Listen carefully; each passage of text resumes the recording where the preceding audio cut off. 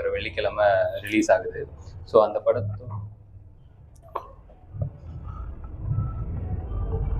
Sir அவங்க போயிட்டாரு அது காலையிலே வந்து முடிச்சிட்டாங்க.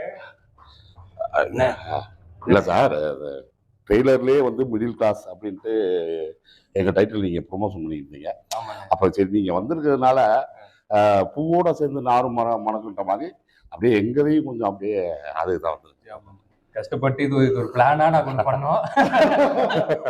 ஸோ ரெண்டாவது இது மிடில் கிளாஸ் படமும் 21 ரிலீஸ் ஆகுது, மாஸ்க்கும் 21 ரிலீஸ் ஆகுது. என்ன ஒரு அழகான கோயின்சிடன்ஸ் அப்படின்னா, இந்த டைட்டில் தான் எங்கள் கதையே, எங்கள் கதை தான் உங்களோட டைட்டில்.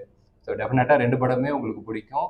நீங்கள் சந்தோஷமாக வந்து பார்த்துட்டு திருப்தியாக வீட்டுக்கு போவீங்க அப்படின்னு நம்புகிறோம். ஸோ எல்லா படத்தையும் சப்போர்ட் பண்ணுங்கள். எல்லாருக்கும் எப்பவுமே கூட துணையாக இருங்க. ரொம்ப நன்றி. உங்களோட மற்ற படத்துக்கும் மாஸ்க்கும் என்ன மற்ற படத்துக்கும் மாஸ்க்குக்கும் இந்த வேலுன்ற இந்த கேரக்டரே ரொம்ப கொஞ்சம் வித்தியாசமாக தான் இருக்கும்னு நினைக்கிறேன். ஏன்னா இந்த படத்தில் வந்து மேக்ஸிமம் எல்லாருமே கெட்டவங்க தான். அந்த அத்தனை கெட்டவங்களையும் யாரு நல்லவங்க, இந்த சொசைட்டி எப்படி ஒவ்வொருத்தவங்களையும் எந்தெந்த சுச்சுவேஷன்லையும் யோசிச்சு டிசைட் பண்ண வைக்குது அப்படிங்கிறது தான் ஓவரால் இது. ஸோ கேரக்டராக எனக்கு கேட்கும்போது அது கொஞ்சம் புதுசாக இன்ட்ரெஸ்டிங்காக இருந்தது. ஸோ அந்த ஓவரால் கேரக்டரே கொஞ்சம் மற்ற படத்துக்கு இதுக்கும் டிஃப்ரெண்ட்டாக இருக்கும் அப்படின்னு நினைக்கிறேன். நம்புறேன். பார்த்து சொல்லுங்க. படங்கள்லாம் பார்த்தீங்கன்னா கொஞ்சம் வன்முறை அந்த மாதிரி இருக்கும்.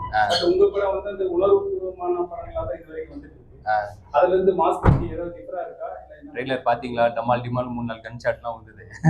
இல்லைண்ணா, எந்த படமா இருந்தாலும் நம்ம யோசிக்கிறது வந்து அந்த கதைக்கு அது தேவையா இருக்கா இல்லையான்றது தான். ஆக்ஷன் படம் அதுக்கு அந்த மாதிரி விஷயம் தேவை அப்படின்னா அவ்வளோதான். எல்லாமே அந்த மாதிரி தான். இப்போ நிறைய இடத்துல நான் சொல்லியிருக்கேன், பர்சனலாக இப்போ எனக்கு குடிக்கிற பழக்கமோ இல்லை சிகரெட் குடிக்கிற பழக்கமோ கிடையாது.